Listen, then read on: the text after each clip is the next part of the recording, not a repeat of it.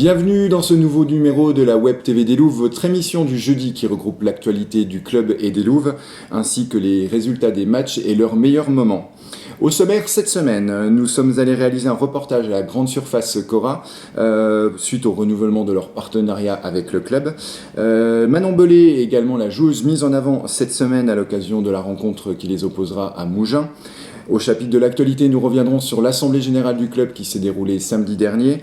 Nous vous donnerons également les divers résultats des équipes et bien sûr la réaction de Manu Demortier sur le match des Louves à Quimper samedi dernier.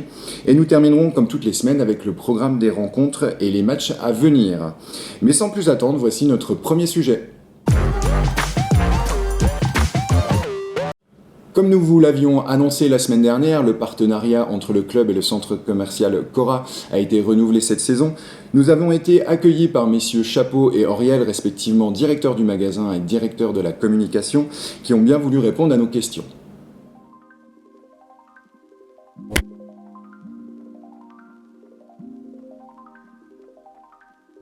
Donc, je m'appelle Gilles Chapeau, je suis directeur du magasin de Saint-Dié depuis le 2 février 2020, puisque dans nos fonctions, on représente le groupe au travers de divers magasins.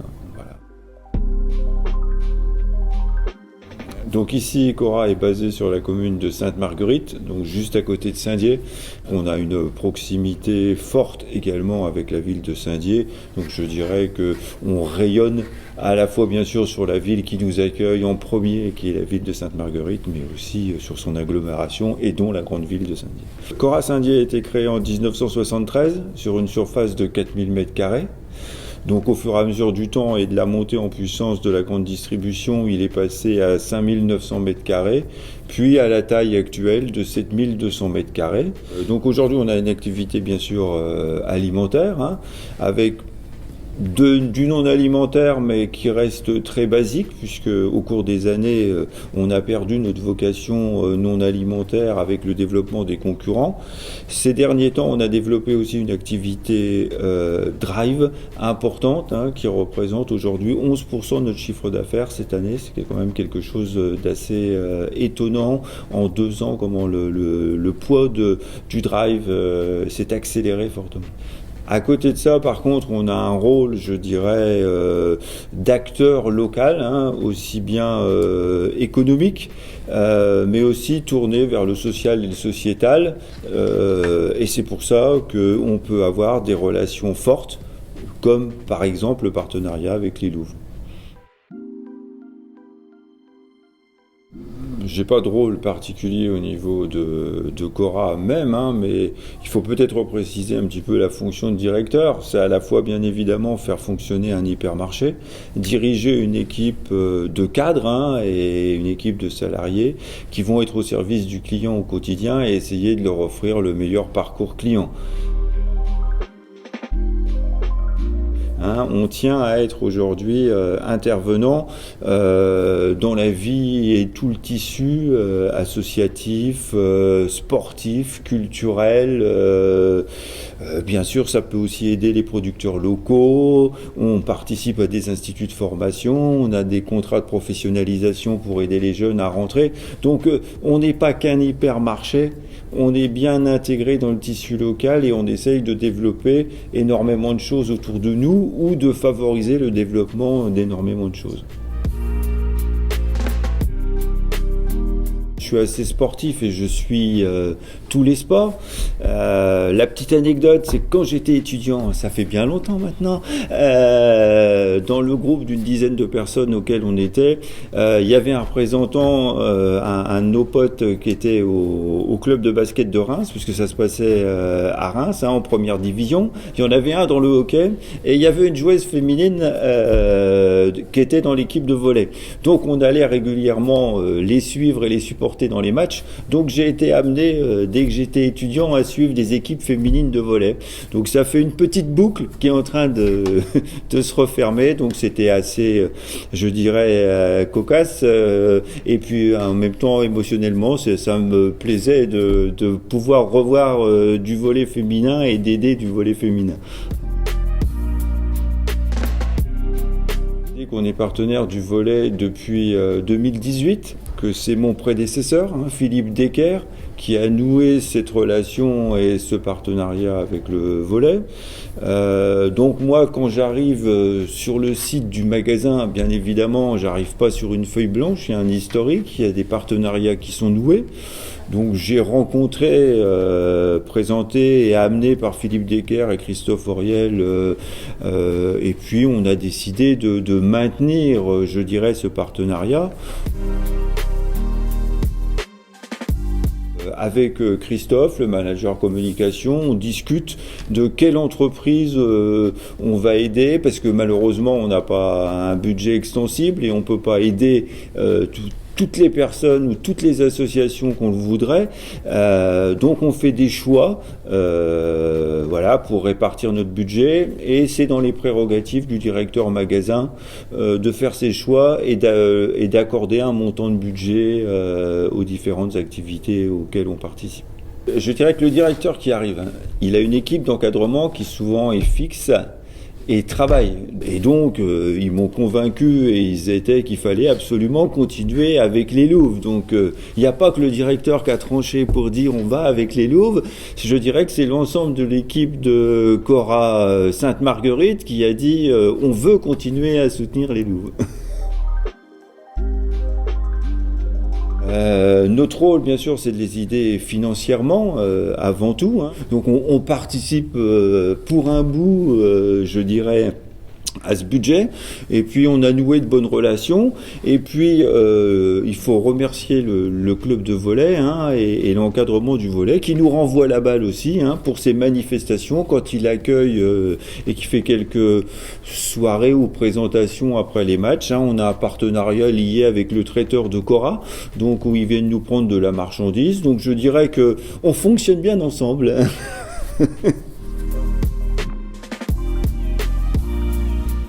Je leur souhaite de rebondir suite, je dirais, à la défaite de Quimper. Elles avaient fait quand même un excellent match avant en Coupe de France pour éliminer cette équipe de Quimper. Et donc là, on va leur souhaiter le meilleur et on va les pousser tous là. Toute l'équipe de Cora Sainte-Marguerite sera derrière pour les amener à la victoire contre Mougins. On leur souhaite très très fort. Nous remercions Monsieur Chapeau et Monsieur Auriel de nous avoir reçus aujourd'hui pour réaliser ce reportage et ces interviews. Nous ne cesserons jamais de dire un partenaire, qu'il soit une grande structure ou plus modeste, reste un partenaire important. Vous aussi, si vous désirez devenir partenaire du club, n'hésitez pas à vous rapprocher de nos équipes et lors des matchs à domicile de faire connaissance avec nos responsables partenariats. Il s'agit de Monsieur Philippe Bédel et de Monsieur Tristan Barrette. Sans transition, passons à la présentation de la joueuse mise en lumière cette semaine. Il s'agit d'une joueuse petite par la taille mais grande par son expérience au sein du groupe des Louves. Cette semaine, la part belle est pour Manon, officiellement deuxième libéro cette saison, mais avec un profil de joueuse complète. Regardez sa vidéo de présentation que vous pourrez retrouver sur nos réseaux après notre émission.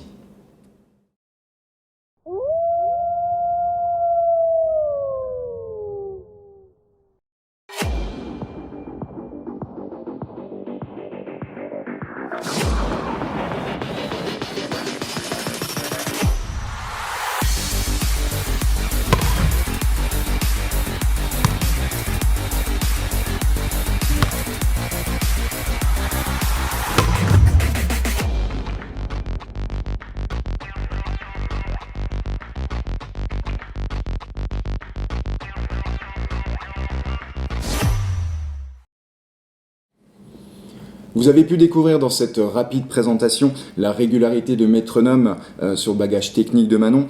Elle est donc la joueuse mise en avant cette semaine à la veille du match contre Mougins qu'elles affronteront samedi. Elle a gentiment accepté notre interview à l'issue de son entraînement mardi soir.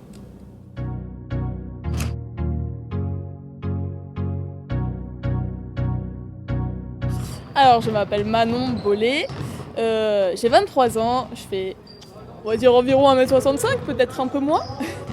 Mon poste, donc du coup, cette année, je suis joueuse de champ, c'est-à-dire que je vais rentrer en match pour les services et rester sur les zones arrière, notamment la défense du coup. Alors moi je suis la fille la plus locale actuellement en plus, mais je viens de Strasbourg. J'ai grandi à Lingolsheim, du coup c'est un petit village à côté de Strasbourg. J'ai fait toutes mes études du coup là-bas, sauf une année du coup où j'étais au pôle à Mulhouse, mais après je suis revenue à Strasbourg. J'ai fait une classe préparatoire à Strasbourg et après j'ai enchaîné sur une école d'ingénieur qui est aussi à Strasbourg et dont je suis du coup diplômée il y a quelques jours. C'est du coup une école d'ingénieur généraliste. Alors, mon frère a fait du basket comme papa, moi j'ai fait du volley comme maman. Donc du coup j'ai commencé dans un petit club et ça a évolué. Et donc du coup je suis arrivée, j'ai eu de la chance d'arriver à ce niveau-là et à Saint-Dié. Alors, l'année juste avant Saint-Dié, j'étais en deuxième année de prépa et j'avais pas de club. Parce que je faisais passer en priorité mes études. Mais par hasard, j'ai fait un tournoi avec des amis et j'ai rencontré un ami notamment qui m'a fait rencontrer la famille Jacquemin, donc entre autres Mylène qui joue avec nous il y a quelques années. Et elle m'a dit pourquoi pas venir à Saint-Dié-des-Vosges, même si t'es à Strasbourg. Et j'ai dit oui, pourquoi pas, effectivement. Et j'y suis allée, j'ai tenté. Donc au début, c'était un peu dur dans le sens où je faisais que quelques entraînements dans la semaine et les matchs, mais je suis arrivée en cours de saison et finalement ça s'est bien passé. Et avec les années qui sont arrivées, finalement j'ai pu faire de plus en plus d'entraînements. Par exemple, pendant l'école d'ingénieur, j'ai eu un emploi du temps aménagé. Ça m'a permis du coup de faire en moyenne entre, on va dire, 1 et 4 entraînements dans la semaine plus les matchs. Et je faisais en moyenne 3 entraînements dans la semaine. Pendant les vacances, c'était pendant 3-4 jours, j'ai fait les entraînements avec l'équipe pendant les 4 jours d'affilée. Et j'ai discuté avec Manu et Manu m'a dit ok, on y va et puis on verra bien comment ça se passe avec l'école et la suite et les trajets. Du coup les trajets je les faisais en train, des fois en voiture, mais pour moi c'était mieux en train du coup. J'étais là vraiment pas beaucoup de fois à l'époque et au fil du temps j'étais là de plus en plus de fois. Donc au début j'étais plus en plus un peu réservée, un peu timide, donc c'était un peu plus difficile on va dire. Mais au fil des années j'ai réussi à me relâcher et maintenant j'arrive vraiment à être pleinement dans l'équipe et je suis vraiment très heureuse d'être dans l'équipe aujourd'hui. Alors moi mon but en tout cas c'est que quand les nouvelles arrivent, que ce soit des étrangères ou des françaises, j'essaye en tout cas de les mettre à l'aise et qu'elles ne soient pas perdues ou rejetées, parce que je pense que c'est la pire des situations, c'est d'être rejetée d'un groupe ou se sentir à l'écart. Donc en début d'année, j'essaye vraiment d'appuyer sur ce point-là. J'essaye de parler un peu avec toutes les filles, même si voilà, moi par exemple l'espagnol c'est pas trop mon truc, donc je parle pas du tout espagnol, mais j'essaye quand même d'aller vers elles de temps en temps. Et voilà. Et l'anglais aussi avant, du coup j'étais beaucoup plus timide à parler avec les américaines, et maintenant c'est beaucoup plus fluide avec toutes les étrangères, et ça m'a beaucoup aidé même pour mon TOEIC, du coup pour les CAM, parce qu'il fallait valider le TOEIC. Donc du coup, ça m'a aidé sur ça. Et donc du coup, j'essaye vraiment de ramener l'équipe ensemble. Je pense que c'est l'un de mon rôle aussi, vu que je suis pas titulaire, je suis pas forcément là pour la technique, mais je suis là en tout cas pour faire vivre le groupe, quoi. Et juste en regardant les résultats, j'étais là depuis la N2. La première année, on fait play-down, mes premières de play-down. Deuxième année, on accède au play-off. Troisième année, on fait vice-championne de France. On voit qu'on va en fait de plus en plus loin à chaque fois. Ça se traduit par un groupe qui est de mieux en mieux à chaque fois. On espère que ça va continuer comme ça pour la suite, vraiment. On donne tout pour, en tout cas. Et au niveau de l'infrastructure, après, on voit aussi que ça évolue dans le sens où les projets sont plus gros. Octobre Rose, au début, il n'y avait pas. Après, il y a eu. On a eu de plus en plus d'argent sur cet événement. Plus en plus de public aussi, j'ai l'impression. Donc ça, c'est quand même important. Oui, alors moi, mon objectif perso au sein de l'équipe, c'est un peu comme l'année dernière. Essayer de... En tout cas, alors, on va dire, à l'entraînement, c'est faire jouer. Donner ce que je peux pour aider mes coéquipières à être meilleures. Et pendant les matchs, c'est rentrer pour mettre des points au service. En tout cas, essayer de mettre des points au service et de mettre de l'ambiance dans l'équipe. Voilà, ça c'est mes objectifs perso dans l'équipe, quoi. Et bien du coup, cette année, comme dit, c'est une année bonus pour moi, je la sens vraiment comme ça. Donc je suis diplômée depuis cette année, j'aimerais bien me trouver un travail au bout d'un moment. Et il faut que je me trouve un travail stable et utiliser ce diplôme que j'ai cherché. Donc du coup, je pense que l'année prochaine, je vais plus me concentrer sur ça, sur trouver un travail beaucoup plus stable. Ici actuellement à Saint-Dié, du coup, j'ai un travail, mais c'est un service civique, donc c'est pas forcément un travail stable. Enfin, c'est pas un travail stable, mais c'est quand même quelque chose que j'aime, ce que je fais, donc c'est cool. Mais voilà, pour l'année prochaine, d'abord travail, et après on verra si le volley peut matcher avec ou pas. À voir. Alors du coup, Mougins, on sait que c'est très très fort, on sait que ça va être très très dur, mais on sait aussi qu'on a perdu samedi, on sait qu'il nous faut des points parce que l'objectif, ça reste quand même les playoffs. On joue à domicile, on est tout le temps capable de renverser la tendance, mais cependant, il va falloir qu'on travaille dur parce qu'on fait encore beaucoup d'erreurs et on n'est pas tout le temps encore assez agressif. Mais si on arrive à mettre tout ça ensemble, il peut se passer quelque chose d'inattendu. Super. Tu peux respirer maintenant. Je reprends une douche. Maintenant, vous en savez plus sur Manon Bollé. Vous savez ce qu'il vous reste à faire. On compte sur vous pour venir l'encourager, elle et ses coéquipières, samedi soir à leur prochain match. Et tout de suite, c'est l'actu. Samedi, en fin de matinée, avait lieu l'Assemblée Générale du club, en présence du président de la communauté d'agglomération et maire de Saint-Dié-des-Vosges, David Valence. Il était accompagné par le délégué au sport, Mustapha Glouklou, et la réunion était présidée par le président Pierre Mercier. N'oublions pas non plus la présence des autres membres du comité, ainsi que de nombreux licenciés. Nos caméras étaient sur place et nous allons vous proposer un résumé de l'Assemblée. Bien, bonjour à toutes et tous, bonjour à ceux que je n'ai pas encore salués. Merci de votre présence, ça fait plaisir de faire une visio en présentiel. Un grand merci de la présence de monsieur David Valence, donc je vais essayer de ne pas oublier, maire de la ville de Saint-Dié-des-Vosges, ça c'est une évidence, président de la communauté d'agglomération et vice-président de la région Grand Est, donc représentant également le président de Grand Est. Excusez ce jour, qui est accompagné par Mustapha Glouklou, qui est notre adjoint au maire chargé des sports. Et puis, je vois dans la salle qu'on a quelques partenaires, quelques élus également, qui sont parmi nous, et ça fait énormément plaisir de vous recevoir. J'avais envie de vous démarrer en vous disant que j'étais très heureux que le Covid soit derrière nous, que enfin on a un public pour faire nos matchs, que enfin nos jeunes ont retrouvé le gymnase et retapent dans un ballon.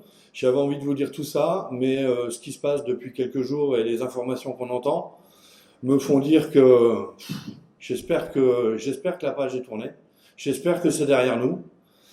Mais c'est vraiment trop compliqué. Donc je vous avoue que cette semaine, chaque jour, j'ai refait mon rapport moral. Chaque jour, il était différent. Et à aucun moment, il ne m'a plu. Aujourd'hui, on est fiers de jouer devant une tribune pleine, quasi pleine. On est, on va dire, pas loin des 600 spectateurs à tous les matchs. Donc c'est assez incroyable. On a fait un petit peu moins sur la Coupe de France le samedi dernier. Mais je pense qu'on va faire beaucoup plus au tour prochain parce qu'on va quand même rencontrer le Canet, qui est juste anecdotique comme ça, l'équipe numéro 1 française. Nos loups sont notre vitrine. Elles doivent attirer l'attention. Elles doivent éveiller l'intérêt, elles doivent stimuler le désir et elles doivent favoriser l'action selon le célèbre acronyme marketing qu'on dit AIDA, ça vient des États-Unis. Une fois qu'on a dit que nos louves sont notre vitrine, on n'oublie pas le magasin bien sûr derrière. Je veux remercier la municipalité et notamment la directrice Karine Cernaglia et l'adjoint au maire Mustapha qui sont tous les deux très impliqués dans ce dossier parce qu'on a réussi à retrouver une reconversion pour Sébastien qui est maintenant passe à mi-temps à la municipalité et c'est très bien dans son plan de carrière que ça se fasse comme ça. Et comme c'était prévu déjà depuis l'année d'avant, Kevin, qui était à mi-temps l'année dernière, passe maintenant à temps complet pour cette année. Donc c'est des choses qu'on avait mis en place, qu'on avait prévu il y a un an, et qui aujourd'hui, je peux vous dire que ça y est, c'est validé, c'est mis en place. Donc merci Karine, merci Mustapha pour tout le travail que vous avez fait. Tout ça pour vous dire qu'on a une équipe d'encadrants qui n'oublie pas les jeunes. Nous n'avons pas que nos loups, nous avons nos équipes de jeunes, et on a tellement bien travaillé d'ailleurs dans la peur de se voir anéantir par le Covid, qu'on a fait énormément d'actions durant l'année dernière, et qu'aujourd'hui on peut se targuer d'être passé à un chiffre. Non seulement on n'a pas baissé le nombre de licenciés, mais on a dépassé le nombre de licenciés qu'on avait avant Covid. Juste pour vous rappeler les chiffres, nous étions 123 licenciés à cette date au 20 novembre en 2018. Au 20 novembre 2018, on était 123 licenciés. Aujourd'hui, nous sommes 177. Je conclurai mon rapport moral là-dessus pour vous dire qu'on est très content de ce qui s'est passé. Il y a eu énormément de travail, même si la face émergée de l'iceberg a paru très faible à cause du Covid. Sachez que dans les profondeurs, il y a eu beaucoup de travail. Donc un grand merci à tous, parce que en plus les résultats sont là. Donc on peut être fier d'avoir réussi. Et comme j'ai l'habitude de vous le dire chaque année maintenant, moi je suis très fier de présider ce club, et vous pouvez être très fier de faire partie de la meute. Donc merci de votre attention, à très bientôt. Votre continuation.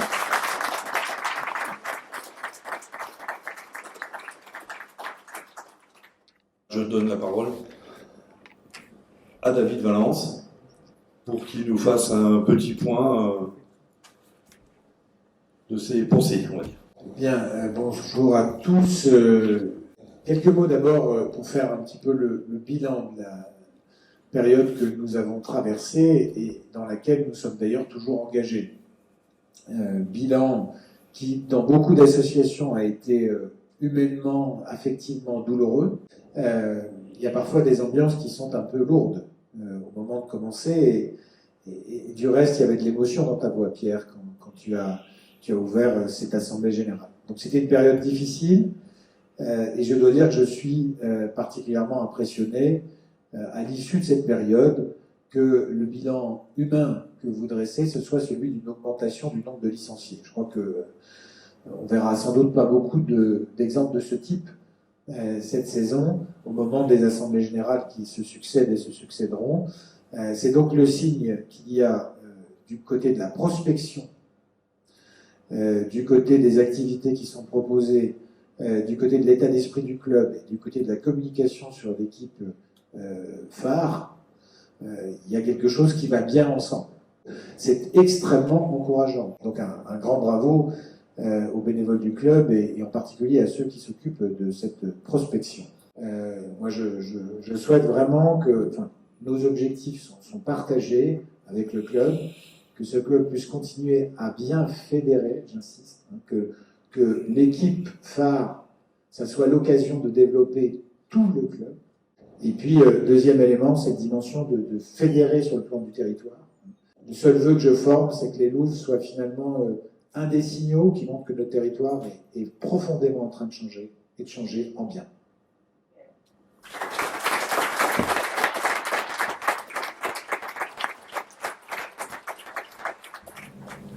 À la suite de la lecture des différents rapports sportifs ou financiers, le président Pierre Mercier a pu clôturer la saison et nous annoncer que tous les voyants étaient au vert pour la saison à venir.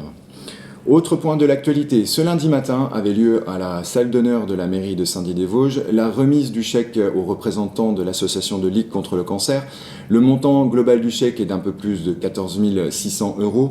La part du volet avec la vente des maillots à la suite du match du 23 octobre s'élève quant à elle à 3 800 €.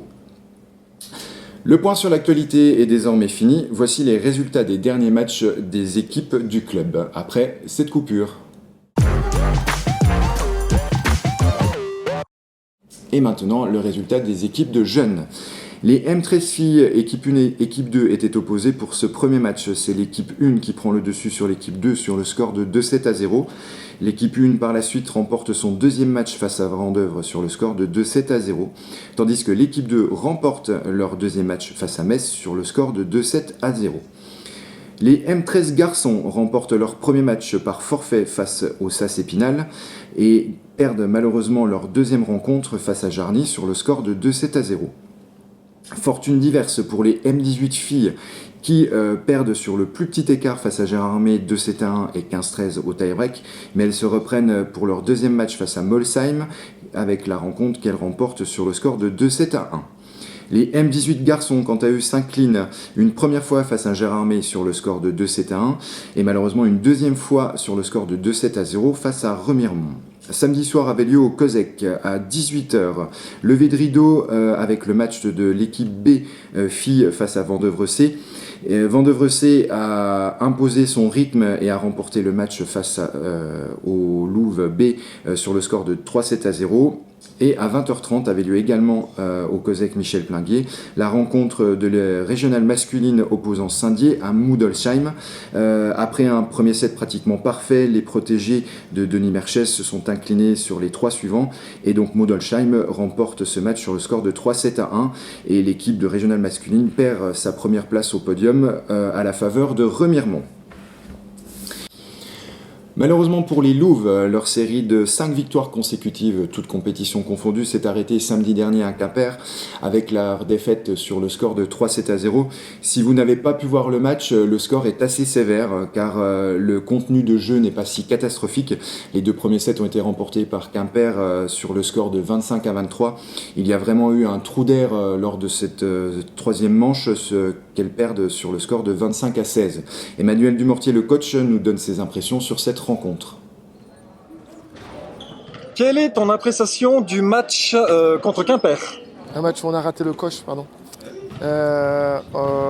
Au premier set, où on avait toutes les cartes en main pour s'imposer, où on a accumulé les fautes non provoquées, des fautes plus que bêtes, qui nous coûtent le premier set et qui nous cassent notre dynamique et nous empêchent de mettre Quimper sous pression.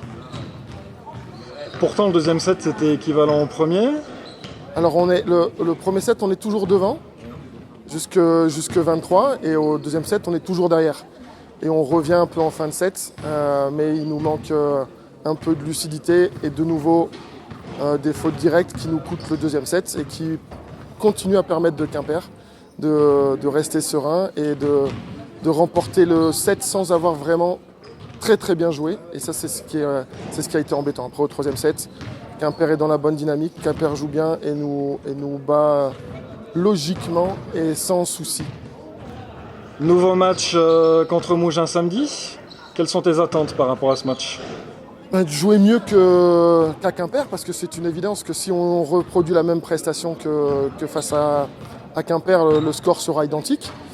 On sait qu'on ne sera pas favori parce que Mougins a perdu 0-7. Donc a fait 6 matchs 3-0 et s'est imposé sereinement sur ces 6 matchs-là. Donc il va falloir être performant pour espérer créer un exploit ou déjà essayer de relancer un peu la qualité de notre jeu pour les échéances futures parce qu'on sait que Quimper est l'ultra favori et on aura une rencontre très difficile à aborder samedi prochain. Malheureusement, suite à cette défaite, les Louves quittent le podium de ce classement d'élite féminine. Elles se retrouvent désormais 4e. Espérons que cela soit qu'un faux pas, qu'elles en tirent les enseignements pour pouvoir rebondir dès ce samedi. Au programme ce week-end, pour les plus jeunes, les M15 filles se déplaceront à Vandœuvre. Lors de ce plateau, elles seront opposées au Cam Épinal et également à Pont-à-Mousson. Les M15 garçons, quant à eux, se rendent à Épinal. Ils seront opposés à leur hôte et en découdront avec Villers-lès-Nancy pour leur deuxième rencontre. La pré-nationale fille, quant à elle, se déplacera à Villers-lès-Nancy, la lanterne rouge de la poule, et tandis que les régionales masculins seront exempts de cette journée. En ce qui concerne les Louves, elles reçoivent ce samedi soir à 19h l'équipe de Mougins qui évoluait la saison dernière en élite féminine. Les joueuses d'Emmanuel Dumortier auront fort à faire si elles veulent remporter cette rencontre et pouvoir remonter au classement. Et vous pouvez les y aider à l'image de Sabrina Hainaut, marraine sportive de l'équipe que vous avez pu voir à la dernière émission et qui quant à elle sera là au match pour pouvoir les encourager. Donc n'hésitez pas à venir nombreux et nombreuses pour cette rencontre, avec ouverture des portes à partir de 18h pour un coup d'envoi à 19h. Si vous ne pouvez pas être présent lors de ce match, vous pouvez vous rattraper en suivant les lives qui vous seront proposés par Prestatec Événements sur la page Facebook du club ainsi que la chaîne YouTube. Ce numéro 10 de l'émission est désormais fini. Pour retrouver toute l'actualité du club ainsi que les lives, n'hésitez pas à vous abonner à tous les réseaux sociaux dont les liens s'affichent en bas de votre écran. Et n'hésitez pas non plus à appuyer sur la petite cloche pour pouvoir recevoir les notifications de direct. Merci à vous de nous avoir une nouvelle fois suivis. Vous êtes de plus en plus nombreux à vous intéresser au club et ainsi qu'au Louvre. Vous avez récemment dépassé la 100aine d'abonnés. Nous vous remercions énormément pour cette fidélité. Je vous souhaite une excellente fin de semaine et un très bon match samedi. Merci beaucoup et à bientôt.